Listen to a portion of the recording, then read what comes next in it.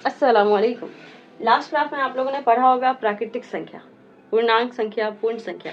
आज हमारा उससे आगे का टॉपिक है, हमारा है परिमेय संख्या, उसके बाद अपरिमेय संख्या, नेक्स्ट है सम संख्या, विषम संख्या। कुछ बच्चे ऐसे होते हैं जो 9th 10th में भी आ जाते हैं तो भी उनका कॉन्सेप्ट क्लियर नहीं होता, यहाँ तक ये सब टॉपिक क्लियर नहीं होता, और यही रीजन होता है कि उनको समझाने में, चैप्टर बताने में, क्लियर कराने में बहुत मुश्किल आती है। तो हमारा पहला पॉइंट है कि परिमेय संख्या, इसमें सिर्फ अ हटा देंगे तो परिमेय संख्या होगा। तो वैसे संख्या जब p by q के रूप में लिखा जाता है उसे परिमेय संख्या बोलते हैं। जैसे हो गया 7/5 या कुछ भी ऐसा जो बटा में लिख सकते हैं, हम लोग जो बटा में लिखते हैं। नेक्स्ट है अपरिमेय संख्या, मतलब वैसी संख्या जो p by q के रूप में, जो p by q के रूप में नहीं लिखा जा सकता, उसको हम लोग p by q के रूप में नहीं लिख सकते, उसे ही अपरिमेय संख्या कहते हैं। मेन रूप से इसमें 2, √2, √3, √5 और जो रूट में होती है, और इस चैप्टर में तो खास करके बोलता भी है कि प्रूफ कीजिए √2 एक अपरिमेय संख्या, √3 एक अपरिमेय संख्या, इस तरह से। नेक्स्ट है सम संख्या, मतलब जो चीज पेयर में होती है उसको सम संख्या कहते हैं, जो पेयर में नहीं होती उसको विषम संख्या कहते हैं। तो वैसी संख्या जो सिर्फ 2 से विभाज्य हो, जो सिर्फ 2 से डिवाइड हो, 2 से कटता हो, उसे क्या कहते हैं? अर्थात या 2 से विभाज्य हो, या क्या हो? अर्थात क्या हो? जो जोड़ा में हो, क्या हो? पेयर में हो, जो जोड़ा में हो, उससे सम संख्या कहते हैं। जैसे 2 है, 4 है, 6 है, 8 है, एग्जाम्पल। सबसे बड़ी बात है, इसका डेफिनेशन याद करने से बेहतर होता है कि आप एग्जाम्पल याद रखो कि 2, 4, 6, 8 ये क्या पेयर में है।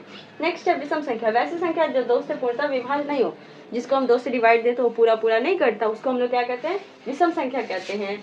जैसे जैसे 3 हो गया, 5 हो गया, 7 हो गया, 9, ये सब क्या है? ये पेयर में नहीं होता, इसे क्या कहते हैं? विषम संख्या कहते हैं। जो जोड़ा में नहीं हो उसको विषम संख्या।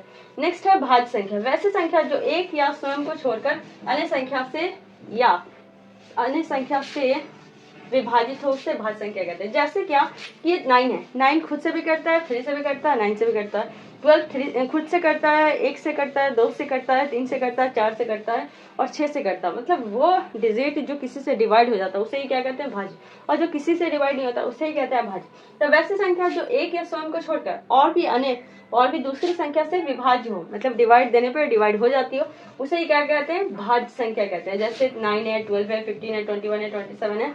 जैसे अगर हमारा 31 है, ये नहीं आएगा, क्यों? क्योंकि ये किसी के टेबल में नहीं आता। नेक्स्ट है अभाज्य संख्या या रूट संख्या, वैसी संख्या जो एक तथा स्वयं को छोड़कर अन्य संख्या में विभाजित ना हो, और कोई संख्या से अगर हम डिवाइड देने की कोशिश करते हैं तो वो डिवाइड ना होता हो, उसे ही क्या कहते हैं? अभाज्य संख्या, उसे ही अभाज्य संख्या या रूट संख्या कहते हैं। जैसे 5, 7, 11 और 30 ये सब संख्या है जो खुद से कटती, उसके अलावा दूसरी संख्या से नहीं करते। जैसे क्या 5 किसी के टेबल में आता है? नहीं आता। 7 आता है क्या?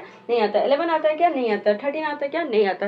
और अगर जो मैंने आज ही बताया अपरिमेय संख्या, सम संख्या, विषम संख्या, भाज्य संख्या और अभाज्य संख्या, ये सब अगर आपका कॉन्सेप्ट क्लियर हो जाता है ना, तो आप किसी भी क्लास में या किसी भी चैप्टर को आराम से समझ सकते हो। सबसे पहले जरूरी होता है कि आप जो चैप्टर पढ़े उसका आपको बेसिक नॉलेज होना चाहिए, बेसिक कॉन्सेप्ट क्लियर होना चाहिए, और कुछ बच्चे का यही क्लियर नहीं होता, इस वजह से पढ़ाने में मुश्किल आती है। तो उम्मीद करते हैं कि आप लोगों को समझ में आ गया। मैं साइड हो जाती हूँ, थोड़ा सा आप लोग समझ लें, देख लें, स्क्रीनशॉट कर लें या फिर याद कर लें। बहुत सी जगह ये सारे डिफिनेशन लिखे हुए रहते हैं, हर बुक में, हर फॉर्मूले की बुक में जरूर लिखे रहेंगे। और उसके अलावा भी हर कोई टीचर जब नंबर सिस्टम पढ़ाता है तो वो चीज़ क्लियर कराने की कोशिश करता है। तो ये कॉन्सेप्ट आपका क्लियर होना बहुत ज़रूरी है, और उम्मीद करते होंगे चैप्टर समझ में आया होगा। और मिलते हैं नेक्स्ट वीडियो में। नेक्स्ट वीडियो जो हमारे क्लासेस होगा वो 1.1 एक्सरसाइज का क्वेश्चन होगा, क्योंकि मैं अभी तक ना चैप्टर बाय चैप्टर नहीं पढ़ा रही थी, मैं कहीं पे ट्री को पढ़ा दे रही थी, कभी कोई चैप्टर पढ़ा रही थी। तो इंशाल्लाह अब से हम क्या होंगे कि टॉपिक बाय टॉपिक पढ़ेंगे। मिलते हैं नेक्स्ट वीडियो में। Bye bye bye bye. और एक चीज़ कमेंट में बताना कि मेरा ये ईद का ड्रेस कैसा लगा, कमेंट में बताना, ठीक है? Okay, bye bye.